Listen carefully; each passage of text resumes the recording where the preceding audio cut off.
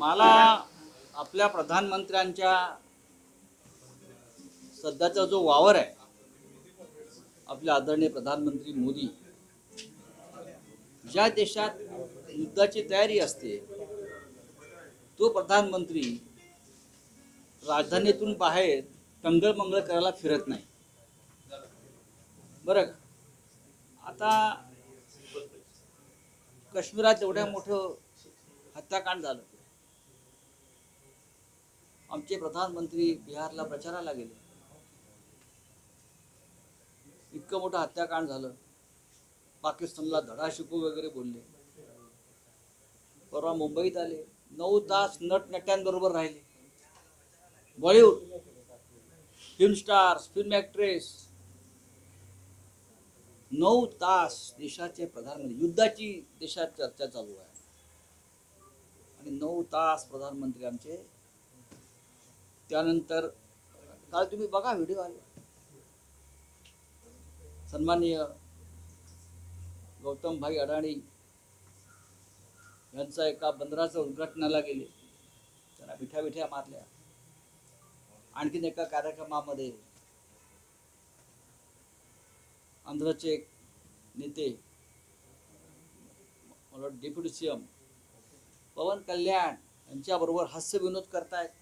मी त्यांचा एकंदरीतच प्रधानमंत्र्यांकडे पाहता, त्यांचा चेहरा पाहता, त्यांचं एकंदरीत वर्तणूक पाहता, वर्तन पाहता, त्यांच्या चेहऱ्यावरती कुठे काय युद्धाचं काय, आपल्याला युद्ध करायचं आहे, पाकिस्तानला धडा शिकवायचा आहे वगैरे काही दिसत नाही. खुशमिजाज अवस्थेमध्ये आम्ही चिंतेमध्ये आहोत की पाकिस्तानला धडा कसा शिकवायचा, की पाकिस्तानशी युद्ध कसं करायचं. विमाने वगैरे उडत आहेत, प्रॅक्टिस चालू आहे विमान उडवायची. आत्ता मी काय डिफेन्समधले एक्सपर्ट नाही, युद्ध सराव हा सदैव सुरू असतो. ज्या देशाला पाकिस्तान सारखा किंवा चीन सारखा एक दुश्मन शेजारी लाभलेला आहे, तिथे युद्ध सराव ऐन वेळेस होत नाही, हा सुरूच असतो, एक प्रोसेस आहे. त्याच्यावर मी त्याच्यावर टीका, तो डिफेन्सचा विषय. पण प्रधानमंत्री किंवा एकंदरीत सरकारचं वर्तन पाहता त्यांच्या चेहऱ्यावरती मला ते युद्धाला सामोरं जात आहेत असं वाटत नाही. फक्त मीडियामध्ये बातम्या येत आहेत, त्यांनी युद्ध सुरू केलं आहे, मीडियातून विशेषतः राष्ट्रीय मीडियाने युद्ध सुरू केलं आहे, बॉम्ब टाकलेले आहेत पाकिस्तानवर, पाकिस्तानचे राज्यकर्ते पळून गेलेले आहेत, भूमिगत झालेले आहेत वगैरे, हे युद्ध सुरू आहे. पण मोदीने अद्याप युद्ध सुरू केलं नाही. त्यांची आता काय मानसिकता आहे पाहावं लागेल. सर, विरोधी पक्ष, या विरोधी पक्षांची जी आक्रमकता आहे किंवा युद्ध जोर जो आहे तो देशाला परवडणारा आहे का? कारण एक फॅक्शन असं म्हणतोय ज्यांनी युद्धामध्ये त्यांच्या कुटुंबातले काही लोक गमावले, असं आम्ही कडे म्हणतो. मोदी म्हणाले ना युद्धाची भाषा, युद्धाची भाषा कोणी केली? युद्धाची भाषा प्रधानमंत्र्यांनी केली. तुम्ही जे म्हणताय विरोधी पक्षांना धडा शिकवा, धडा शिकवायला पाहिजे.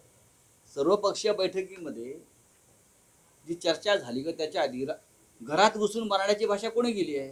राजनाथ सिंगने केली. राजनाथ सिंग हे भाजपचे साधे कार्यकर्ते आहेत काय? देशाचे संरक्षण मंत्री आहेत. घरात घुसून मारू. काल देशाचे गृहमंत्री अमित शहा काय म्हटले? चुन चुन कर मारेंगे. अडवले कोणी? चुन चुन कर मारो ना. ज्या पद्धतीनं तुम्ही भाजपच्या विरोधकांना चुन चुन कर मारता आणि खतम करता, तसं तुम्ही पाकिस्तानच्या लोकांना पण चुन चुन कर मारू शकता, आपल्या दुश्मनांना. खरं म्हणजे या सगळ्याला जबाबदारच अमित शहा आहेत, गृहमंत्री.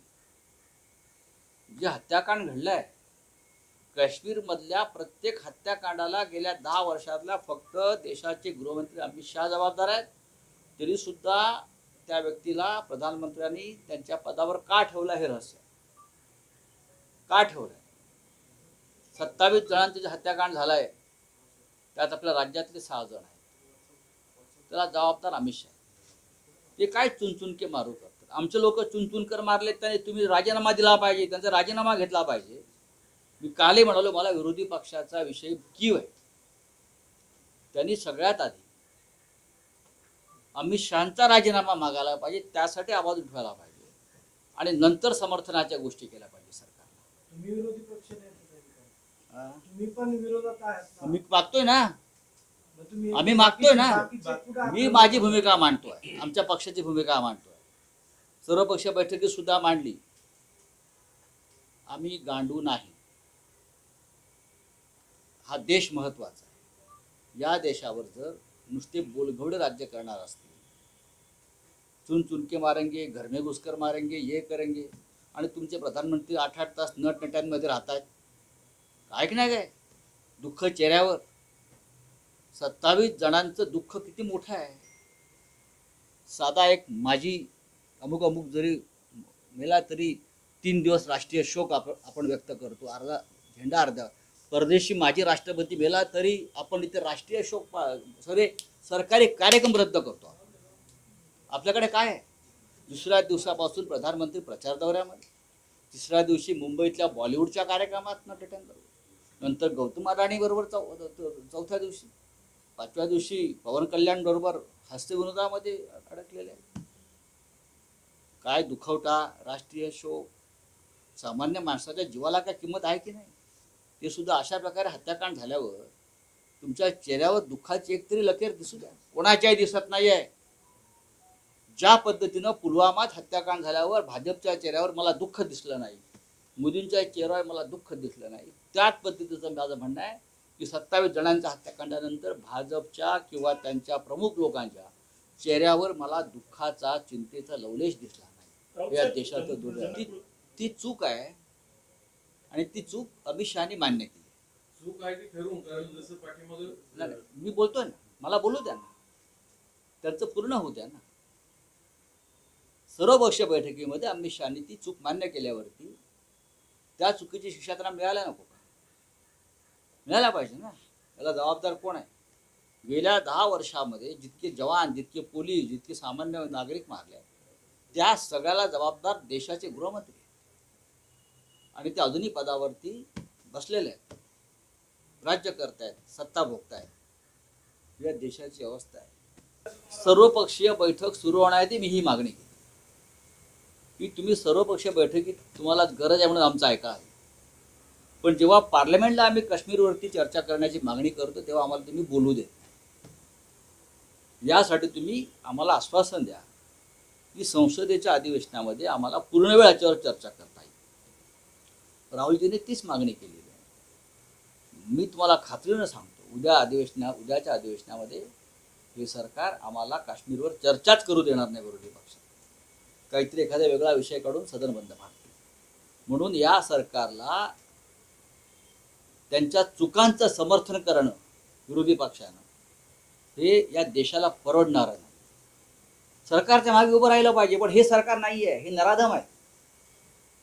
हे राज्यकर्ते आहेत, हे त्या पद्धतीचे राज्यकर्ते नाही आहे जे 10 वर्षापूर्वी होते संवेदनशील, तसे नाही आहेत. त्याच्यामुळे ह्यांना जर कोणी पाठिंबा द्यायच्या गोष्टी करत असेल तर तुम्ही त्यांनी केलेल्या चुकांना पाठिंबा देता आणि त्यांना पुढल्या चुकांसाठी उत्तेजन देता, असं माझं स्पष्ट मत आहे.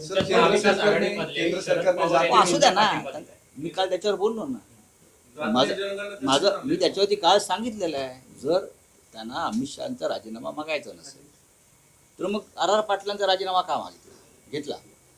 26/11च्या हल्ल्यानंतर महाराष्ट्रामध्ये RR पाटील गृहमंत्री, त्यांनी हल्ला घडवला होता का? नाही, पाकिस्तानने केलेला हल्ला होता. शिवराज पाटलांना आपण एका बॉम्बस्फोटाच्या प्रकरणात का आपण त्यांचा राजीनामा घेतला? सगळ्या हल्ल्या, दहशतवादी हल्ला. विलासराव देशमुखांचा राजीनामा का घेतला? एक साधा विषय. ही परंपरा आहे देशाची, जबाबदारी घेतली पाहिजे. सर, केंद्र सरकारने जातीनिहाय जनगणनेचा मुद्दा पुढे आणला. ते ह्याच्यावरचं लक्ष, युद्धावरचं लक्ष. आम्ही युद्धाची मागणी करतोय ना. जनतेला वाटतं मोदी घुसणार पाकिस्तानमध्ये स्वतःच, कारण त्यांनी बांगलादेशच्या युद्धात भाग घेतला. लोकांना असं वाटतं की स्वतःच ते नेतृत्व करतील सैन्याचं आणि जातील, कारण 56 इंचाची छाती आहे. मुख्यमंत्री व्हायचं आहे पण योग येत नाहीये, मीही एक दिवशी मुख्यमंत्री होईल. आता योग कसा येणार? मी नेहमी सांगतो, छगन भुजबळ जर शिवसेनेमध्ये असते तर मुख्यमंत्री झाले असते, बरोबर. नारायण राणे अजून काही काळ थांबले असते तर पुन्हा मुख्यमंत्री शिवसेनेतूनच झाले असते. मनोज जोशी झाले ना, पक्षाबरोबर राहिले निष्ठेने. भारतीय जनता पक्षाबरोबर राहिलेले जे मित्र, एकनाथ शिंदे परत मुख्यमंत्री होणार नाही आणि अजित पवार सुद्धा भारतीय जनता पक्षाबरोबर राहून मुख्यमंत्री होणार नाही. जर हे दोन्ही पक्ष भाजपात विलीन झाले तर ते भारतीय जनता पक्षाचे म्हणून मुख्यमंत्री कदाचित भविष्यात होतील, हे त्यांना स्वतः अमित शहाने सांगितलेलं आहे. मी लिहिलंय सामनात. एकनाथ शिंदे यापुढे कधीच मुख्यमंत्री होणार नाहीत जोपर्यंत त्यांचा वेगळा पक्ष आहे, वेगळा गट आहे. जर त्यांचा पक्ष भाजपात विलीन झाला तर भविष्यामध्ये भाजपचा एक चेहरा, जसं सिद्धरामय्या झाले, अमुक झाले, इतर पक्षात विलीन होऊन त्यांना त्यासाठी भाजपात विलीन व्हावं लागेल. हे माझं आकलन आहे. राष्ट्रवादीने आज सगळ्या माजी मुख्यमंत्र्यांना बोलवलं आहे याच्यासाठी, सत्कारासाठी. ते उद्धव ठाकरे सत्काराला जाणार आहे. कशाला जायचं? राष्ट्रवादीने सगळे आज माजी ती मुख्यमंत्री माजी कोणती? शरद पवार साहेबांनी बोलवलं राष्ट्रवादीची का? असते. राष्ट्रवादीच्या हे कोणतं? म्हणजे अमित शहाचा पक्ष आहे तोच ना, दुसरा एक. अमित शहा महाराष्ट्रात 3 पक्ष चालवतात. एक भारतीय जनता पक्ष, दुसरा शिंदेचा जो पक्ष आहे तो अमित शहाचा पक्ष आहे, आणि अजित पवारांचा जो पक्ष आहे तोही अमित शहाचा पक्ष. अमित शहाच्या पक्षाकडून जो महाराष्ट्राचा शत्रू आहे त्यांच्याकडनं जर कोणी सत्कार घेत असतील तर ते महाराष्ट्राशी बेईमानी आहे. ज्या अमित शहाने महाराष्ट्र तोडण्यासाठी महाराष्ट्राच्या स्वाभिमानाशी संबंधित असलेले पक्ष तोडले, त्यांचा सत्कार अमित शहाचे पक्ष आहेत. अमित शहा सत्कार करणार का महाराष्ट्रातल्या नेत्यांचा? अजिबात नाही. सुनील तटकरे म्हणाले ठाकरे की साहेब तुम्हाला तसे निवेदन परदेशात दिलेलं आहेत ना, आहे. म्हणजे निवेदन दिलेलं आहे, तुम्हाला निमंत्रण दिलेलं आहे. सुनील तटकरे म्हणाले आम्ही अमित शहांच्या कार्यक्रमाला जात नाही. ते अमित शहाचे पक्ष आहे. मी पहिल्या दिवसापासून सांगतो, आहे की नाही त्यांना विचारा. नाही, तो प्रश्न नंतर आहे. ते कुठे असतील हो? मी काय म्हणतो, आम्ही जाणार नाही. निमंत्रण होतं म्हणजे तुम्हाला? मी असं म्हणतोय, आम्ही जाणार नाही. शरद पवारांची जाण्याची शक्यता आहे. ते आज सकाळपर्यंत पुण्यामध्ये होते, पण अचानक आज सकाळी ते मुंबईला गेले. मला काही असं आहे वेळापूर्वी. की त्यांच्या आणि ते भूमिकेविषयी सहभागी होतील असं चित्र. आणि एकूण त्यांचं असं म्हणणं आहे किंवा आयोजकांचं सुद्धा असं म्हणणं आहे की हा सामाजिक कृतज्ञतेचा कार्यक्रम आहे. अजिबात नाही. मी पक्ष तसं वेगळे मानत लावून नाही. बघू नका. सामाजिक कृतज्ञता वगैरे काही नाही. महाराष्ट्राच्या गद्दारीचा हा विषय. ज्यांनी महाराष्ट्राशी बेईमानी केली, तुमचं सरकार पाडलं, त्यात कसली आली कृतज्ञता? मला असं वाटत नाही ते असं बोलले. एकनाथ शिंदेनी एक कॅम्पेन सुरू केलंय त्यांच्या शिवसेनेने. तुमच्या म्हणण्यानुसार यशवंतशिने मुंबईमध्ये मैत्री धाग्याशी करा, धाग्याशी नको वाघाशी करा. म्हणजे काय आणि असेल? उद्धव ठाकरेंचा हात दाखवला, देशी बंधन बांधलेलं असं त्याच्यामध्ये. दुसरं काय राहिलंय त्यांच्याकडे? अमित शहा स्क्रिप्ट पाठवणार, तसं त्याप्रमाणे बोलणार.